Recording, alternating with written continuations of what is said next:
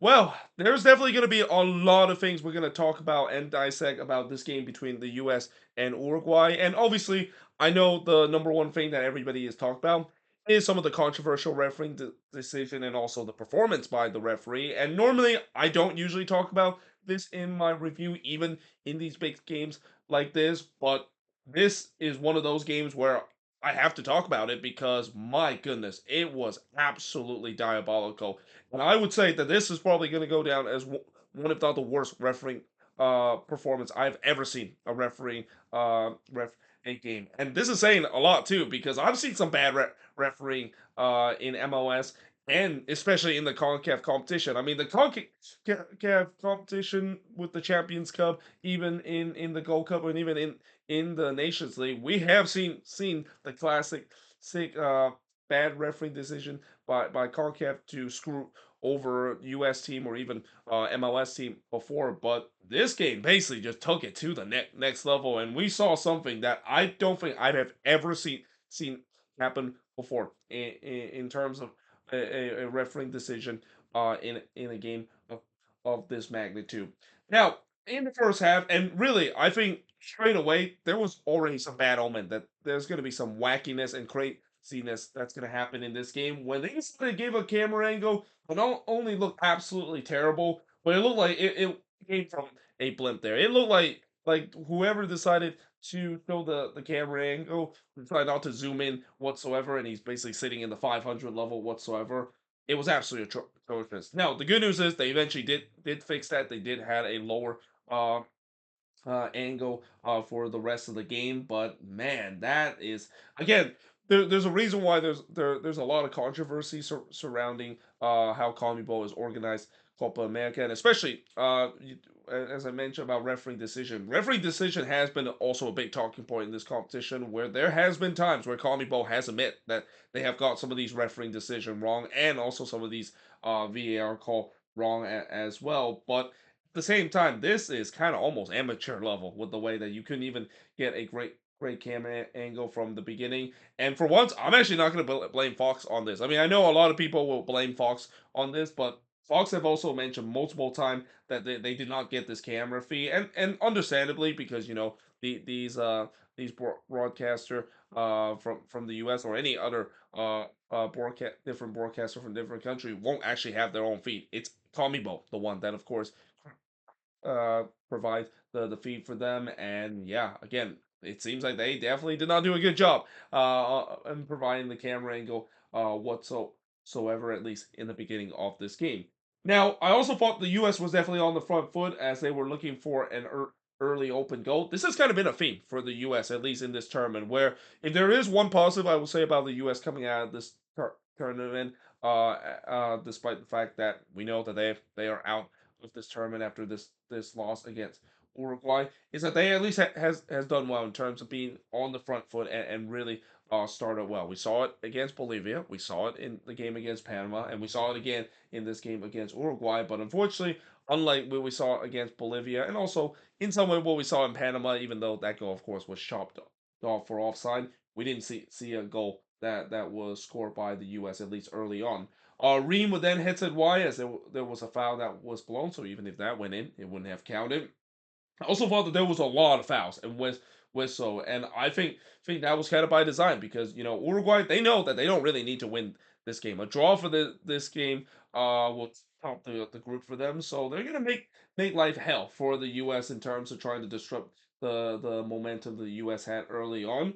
And then we had a bit of a scary incident where there was a bit of a delay after Reem and Rajo clash heads, and Rajo actually had to be stretcher off with LAFC attacker Kike Oliveira replaced him in his spot there. The injury that we saw in that play, I think Araujo didn't really got got the worst of the injury from the clash of heads from Reem. It was more of when he decided to, or when he basically landed onto the turf. It looks like his head really just almost snapped back when he landed on his head. It's a very ugly scene. It's also a very unfortunate scene as well. But yeah, hopefully is okay, and again, Kike Olivera replaced him as a result.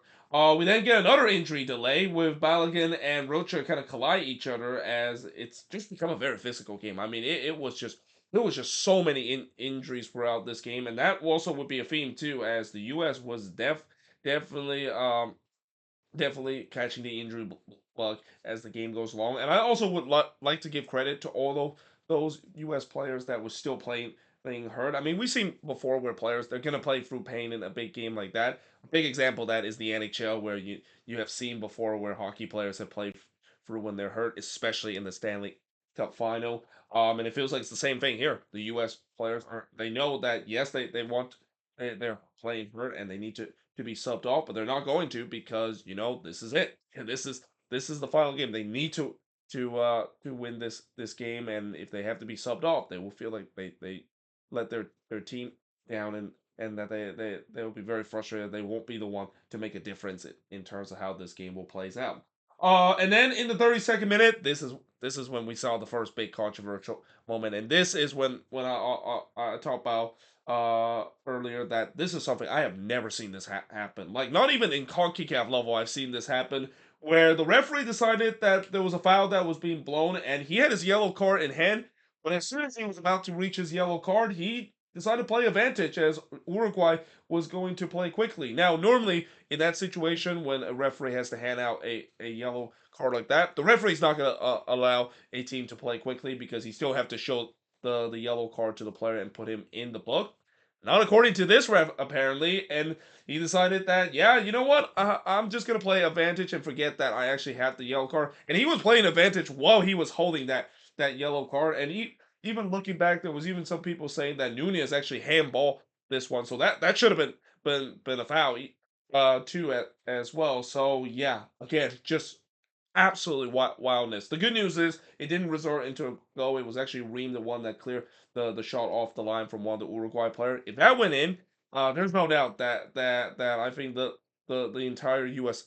soccer fan base and maybe even the entire world football well kind of Twitter space and the social media space will completely blow up because that is not only just peak Concave. I don't even want to say peak Concave. That feels like it's a peak Bummy Bowl moment. That is something that I have never seen before, and it just kind of is one of the thing that will sums up what we're about to see in this game because my goodness, again, if you thought this referee decision was bad, wait until we see the goal that was given to Uruguay a little later. I also wrote the referee was told that he really sucked, and rightfully so. I mean, normally I make fun of saying that the ref, of course, sucked from fans, but I feel like the fans have every right to tell the ref he sucked because he has completely lost control of this game. Nunez then puts it wide from close range. I was actually surprised there was no red card that was being shown because with how he completely lost control of this game, it seems like there was going to be a yellow card or a double yellow card, even a red card that probably shouldn't have been a red card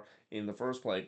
And then we saw another bad moment by the referee. He decided to blow the whistle inexplicably after looking to play advantage and then basically blown the whistle either way as soon as it looks like Pulisic was going to go on the counter attack, and obviously Pulisic's not happy about that, and rightfully so too, because I mean you literally were gonna play advantage, and it looked like there was advantage. So why in the world did you decide to blow the whistle as a result of that?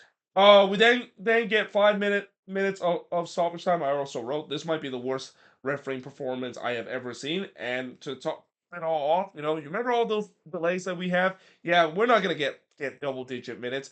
Remember how in that game between NYCFC versus Orlando City, where we had like a really long delay because of a long injury, similar to what we saw back around the 20th minute between Araujo and Reams. Now we're not gonna have that in Comic Bowl. We're gonna only give you 5 minutes of stoppage time, despite the fact that we have tons of stoppage and whistle, and despite the fact that I thought FIFA nowadays are decided to prolong the stoppage time because that's kind of what they wanted to do. I mean, we saw in the World Cup a lot where there was just incredible amount of stoppage time, and we're also kind of seeing it in MLS too now where there's been some games where there's like not just 3 or 4 minute stoppage. There's games where it goes like 14, 15 minutes of stoppage time, and in this one I was expecting we were gonna get at least 11 or 12 minutes of stoppage because of how things are, but with the way how this game was refereeing, I mean, I don't think anyone was surprised the fact that it was only five that was given.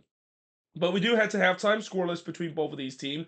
In the second half, McKennie puts it high from close range, and knowing that the U.S. need to get a win, they were pushing forward again, looking to try to get the opener. Though Vena did hits it wide in the back post before Valverde puts it wide from long range in the 52nd minute. The shots were 6-2 for Uruguay up to that point. I felt the U.S. really started to lack that final third quality and started to in trouble in terms of breaking Uruguay line. I think the reason why the U.S. had so much success early on was Uruguay was trying to put in a high press early on, and it kind of didn't really quite work out, and that allowed the U.S. with a lot of space. But now that the fact that Uruguay decided to sit deep a little bit, drop their lines a little bit, this is where the U.S. just haven't been able to find that space like they did earlier in this first half. And I also thought the injury bug was started hitting hard for the U.S. because up to this point there was like 3 or 4 players for the U.S. that was clearly playing hurt. I mean, Joe Scally probably should have been subbed off in this one, and I don't think he actually sub out in this game. He pretty much continued to play. I think that goes the same for Miles Robinson. There was time where he was also uh, look like he's playing while he's hurting. But yeah, obviously the injury bug was a huge thing. But these players, of course, they soldier on. And then we get to another controversial call of the night because I mean this is the night of controversy by the referee, and here with Oliveira, of course, scoring the only goal of the game, but this looked like it was offside. And when you look on the replay, and I know Conmebol provide a lot of different lines on the replay after about 15 minutes after this incident has happened. I still don't think there's a definitive angle, and even the lines that they shown, it just does not look correct. It just look off to me. It doesn't look like it's a straight line, and really, again, I just think that has to be all offside. Now, obviously, I know even if Uruguay doesn't score in this game, and this game ended in a 0-0 draw, it wouldn't have mattered either way. The U.S. would have still been out because Panama actually won their game against Bolivia. But these are kind of the calls that again just makes you wonder. I mean, I know it sucks. The U.S. might not move on into Copa America and move on into the knockout stage, and they basically fail what they want to achieve. But in hindsight, and in terms of kind of being like a blessing in disguise, maybe it's better the fact that they get knocked out, so they don't get have to deal with this BS all the time from people. I mean, I'm pretty sure there will be some that will think that is the case, though. Obviously, majority of U.S. fans will not think that way, and they're definitely going to be calling for Halter's heads after this game. And then in the 75th minute, Pulisic had a shot that was clear off the line after just a mishap there at the back for Uruguay. I think Roche, the Uruguay goalkeeper, came off his lines. He was trying to smother it, didn't get to it, and Pulisic had a chance with an empty net to shoot, but his shot actually was blocked there, and that's kind of the reason why it was pretty easy for Uruguay to clear their there. But their desperation was starting to show for this U.S. team. They desperately needed a goal and two because of the way that at that point Panama was winning against Bolivia. Wright had a shot that was deflected and it goes right to Rocha before Pulisic would puts it high from close range. And yeah, in the end, Uruguay in a very controversial manner, they win 1-0. They top the group in this Copa America, and the U.S. is out of Copa America. They become the first host nation in Copa America to get knocked out in the group stage since 1993. And yeah, again, there's going to be a lot debate and a lot of talks. I think obviously I know this is a game that it's unfortunate that the U.S. gets put in this game where the refereeing decision completely is going against them, and we see just some of the craziest and the wackiness decision I've ever seen in a soccer game.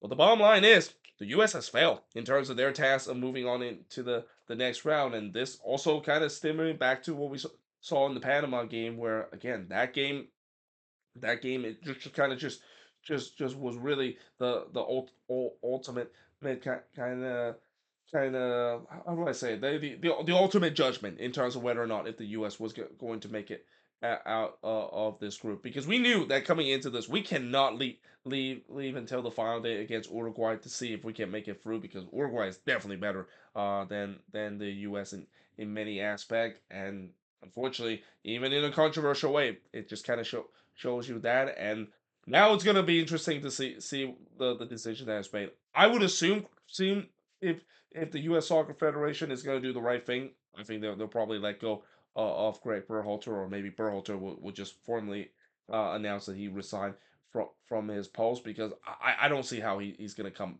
back from this. I mean, the worst part, I also think, coming out of this game in terms of these awful refereeing decision, is that I feel that the U.S. Soccer Federation is going to use that as an excuse to say that, well, yes, we got knocked out of the group, but man, the referee were against us in this game. That's why we lost this game. That's what I think a lot of U.S. fans are fearing about this, and I don't blame them, because this would be a good way for them to use this as an excuse because of how bad the refereeing decision and the referee performance is in this game. But we're gonna find out in these upcoming days whether or not the U.S. is gonna make that bold decision that they're decided to either fire Greg Berhalter, or Greg Berhalter will probably do the sensible things and decide to resign from his post. And then there's going to be even a bigger question of who is exactly going to replace him. Is BJ Callahan able to be a good in enough in terms of replacing Greg Berhalter in the spot? Because, and the reason why I mentioned BJ Callahan, he's the assistant head coach of this U.S. team, and I would assume he's going to be on an interim basis if Greg Berhalter decided to resign, or the U.S. Soccer Federation decided to fire Berhalter. Also, by the way, I forgot to mention the shots. 6 shots compared to 12 that Uruguay has. 4 shots on goal compared to 3 that the U.S. had. And possession-wise, 51% possession compared to 49% possession the U.S. has in this game. But either way, hope you guys enjoyed this video. If you do, make sure you guys leave a like, smash the subscribe button. Let me know in the comments below, what do you think of this game, as corrupt as it was at times in this one. But either way, hope you guys enjoyed this video, and I will see you guys next time.